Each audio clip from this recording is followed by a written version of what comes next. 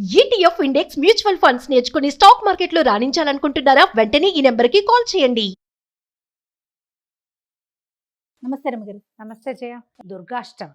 ఈ అష్టమి మనకి సాధారణంగా అష్టమి తిథి పనికిరాదు. ఏ దశలోనూ మనం అష్టమి నాడు ఎక్కడికి వెళ్ళకూడదు, అష్టమి నాడు అష్ట కష్టాలు వస్తాయి, ఇలాంటివి చెప్పుకుంటాం. కానీ రెండు ప్రత్యేక అష్టములు చాలా విశేషంగా జరుపుకుంటాం. ఒకటి కృష్ణాష్టమి, రెండోది దుర్గాష్టమి. దుర్గా ఈమె ఏంటంటే దుర్గముడు అనే ఒక రాక్షసుణ్ణి సంహరించటానికి జన్మించిందని, అంటే ఆ పూటకి అవతరించింది అమలోంచి. సింహవాహిని అష్టభుజిగా కనబడుతుంది 8 చేతులతోటి. ఈ రోజున ఇంద్రకీలాద్రి కనకదుర్గ అమ్మవారి దేవస్థానంలో అమ్మవారిని దుర్గా స్వరూపంలో అలంకరిస్తారు. మామూలుగా మనకు అమ్మవారే కనకదుర్గ కదా. మొదటి రోజున స్వర్ణ కవచాలంకృత దుర్గ వేయటం పూర్వాచారంగా ఇది వరకు ఆచారంగా చేసేవారు. ఇప్పుడు కొంచెం దాంట్లో కొంత మార్పు వచ్చింది. ఈ బయట మనం అమ్మవారి స్వరూపాలు ఎక్కడైతే అవతారాలు వేస్తున్నారో అక్కడ ఈ దుర్గా స్వరూపంలో లోపల ఉన్న అమ్మవారికి కొంచెం దగ్గర పోలికల్లో ఉండేటట్టుగా సింహవాహిని లేదా వ్యాఘ్రవాహినిగా అమ్మవారిని అలంకరిస్తారు. ఈ అష్టభుజి 8 భుజాలతోటి ఆమెను చూస్తేనే భయం వేస్తుంది. ఇవి ఏమైనా ఘటనా సమర్థురాలుగా కనపడుతుంది. ఎక్కడా జరగంది ఇక్కడ జరిగిపోతుంది. ఈ దుర్గముడు అని రాక్షసుడి పేరు చెప్తారు కదా. అవునండి. ఈ రాక్షసుడు దుర్గముడు అంటే ఏ పక్కకి వెళ్ళనివ్వని వాడు. తెరిపి లేదు వాడితో ఉంటే. మనకి ఉద్యోగంలో ఏం చేయాలో తెలీదు, సంసారంలో ఏం చేయాలో తెలీదు, సమాజంలో ఏం చేయాలో తెలీదు, దారి కనపడదు, దిక్కుతోచని పరిస్థితులు మన జీవితంలో ఎదురుపడవు. మరి మీకు 2-3 సంవత్సరాల వయసు అప్పటి నుంచి మరణం వరకు మనం ప్రతిసారి ఎదుర్కొంటాం. అవును. ప్రతి దశలోనూ అగమ్యగోచరమైన స్థితి, ఎటెళ్లాలో తెలీదు. పట్టుకుంటే పాము కోపం, విడవమంటే కప్ప కోపం. ఇప్పుడు జీవితం అలాగే ఉంటుంది. ఈ పని చేయకపోతే వాళ్ళకి నచ్చదు, ఆ పని చేద్దామంటే వీళ్ళకి నచ్చదు. మధ్యలో ఒక విపత్కర పరిస్థితులు వస్తాయి. ఎగదీస్తే గోహత్య, దిగదీస్తే బ్రాహ్మణ హత్య. జీవితం ఎప్పుడు ఇలాగే ఉంటుంది. ఇలాంటి దుష్కరమైన స్థితిలో దుర్గమమైన పరిస్థితులలో దుర్గని ఆరాధిస్తే ఈ పరిస్థితుల నుంచి మనని బయటపడేస్తుంది. అమ్మవారికి పులిహార నివేదన పెడతారు. కట్టు పొంగలి చాలా విశేషంగా చెప్తారు ఈ రోజున. మామూలుగా మనం రోజువారీ పెట్టేటువంటి వడపప్పు, పానకం, పళ్ళు, ఫలాలు, పాలు, ఇవి 9 రోజులు పెట్టుకుంటాం కదా. పానకం, వడపప్పు పెట్టుకుంటాము. మన పులగం కూడా 9 రోజులు పెట్టుకోవచ్చు. ఈ రోజున అమ్మవారికి ప్రత్యేక నివేదనగా మనం కట్టు పొంగల్ చేయొచ్చు, లేదా పులిహార చేయొచ్చు. మన ప్రాంతాచారాన్ని బట్టి పులిహార కూడా కొన్ని చోట్ల కనపడుతుంది. అమ్మవారికి ప్రధానంగా కట్టు పొంగల్ పెడతారు. కట్టు పొంగల్ అంటే పెసరపప్పుతో చేస్తాం కదా, మిరియం పొంగల్ అంటారు. అవును. పెసరపప్పు పొంగలి మీ అవకాశాన్ని బట్టి అది చేసుకోవచ్చు. అయితే ఈ అమ్మ ఏ స్థితిలో నుంచైనా కాపాడేస్తుంది. ఎన్ని రకాల స్తోత్రాలు ఉన్నాయో దుర్గా సప్తశతిలో నుంచి తీసుకున్న దుర్గా సప్తశ్లోకి, తర్వాత ధనుంజయకృత దుర్గా స్తోత్రం, దుర్గా ద్వాత్రింశన్ నామావళి, 32 నామాలు, దుర్గా దుర్గార్తిశమని, దుర్గాపద్వినివారిణి, దుర్గమచ్చేతిని, దుర్గసాధిని, దుర్గనాశిని, అన్ని దుర్గలతోటే వస్తాయి. ఎంత అద్భుతంగా ఉంటుందో.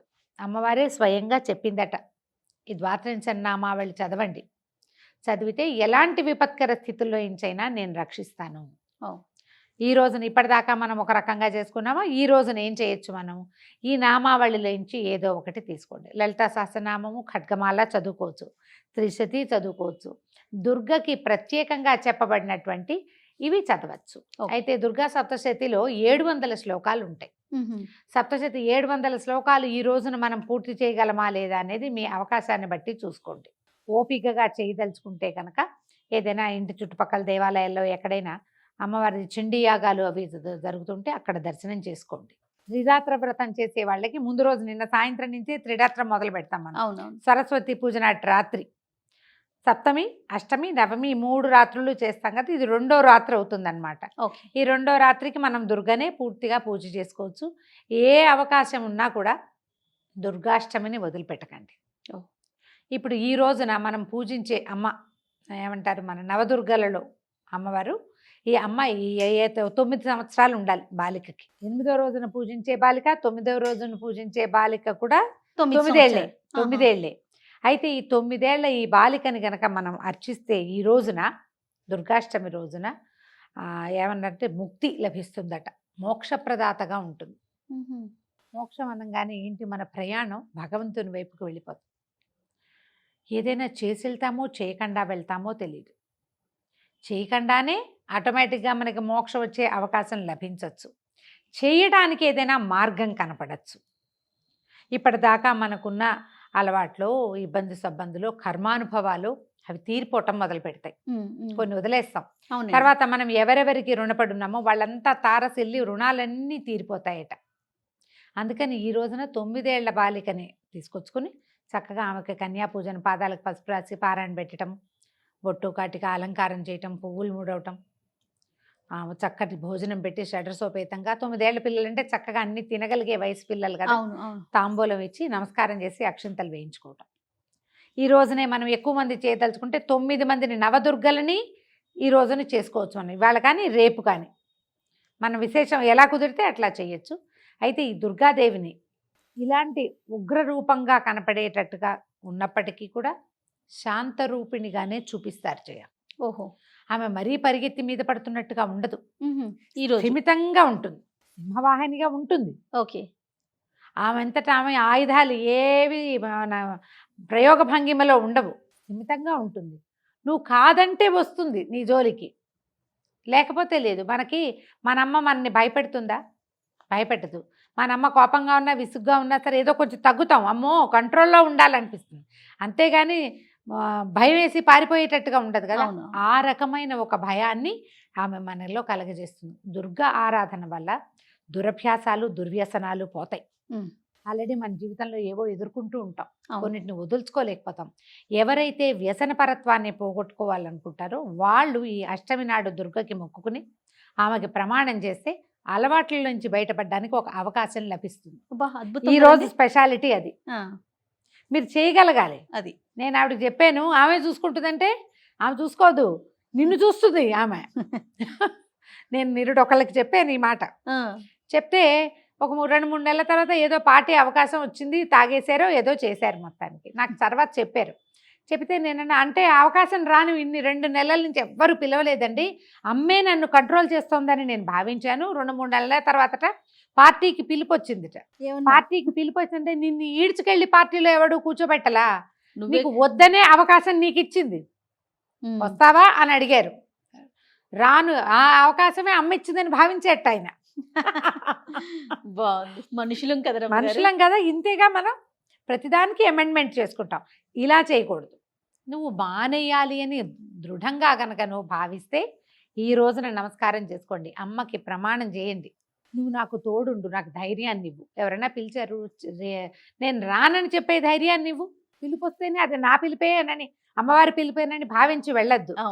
ప్రతి వాళ్ళు ఈ అవకాశాన్ని తీసుకోవచ్చు. ఎంత చిన్న హ్యాబిట్ అయినా మార్చుకోవచ్చు జయ మనం. అంతే కదా రమ్మగారు. పెద్ద దుర్వ్యసనాలు ఉండాలి కదా, దుర్వ్యసనాలకు అని అనుకోకండి. చిన్న చిన్న బ్యాడ్ హ్యాబిట్స్ కూడా మనకి కొన్ని ఉంటాయి. మాట్లాడటమో, తింటామనో, ఎక్కడికి వెళ్ళకపోవటమో, లేదా ఎక్కడికైనా వెళ్ళిపోవటమో, పోట్లాట కోరుతాను, అవన్నీ అమ్మకి ఇచ్చేయండి. అంతే, ఆమెకి నీకు ఇచ్చేస్తున్నాను, నువ్వు దీన్ని మళ్ళీ నా దగ్గరికి రానివద్దు.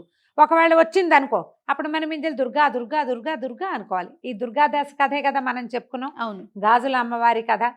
అతను ఏం చేశాడు, దుర్గాదాసు ఆ కథ చెప్పినప్పుడు మనం గాజుల అతను కథ జ్ఞాపకం వచ్చింది కదా, చాలా మంచి కథ అండి. అతనికి సాధారణంగా అతని పేరు ఏదో, ఏ స్వరూపాన్నైనా దుర్గగానే భావించి, ఏ అమ్మాయినైనా దుర్గగానే భావించి దుర్గా దుర్గా దుర్గా అనటం వల్లే దుర్గ అతనికి కనపడింది.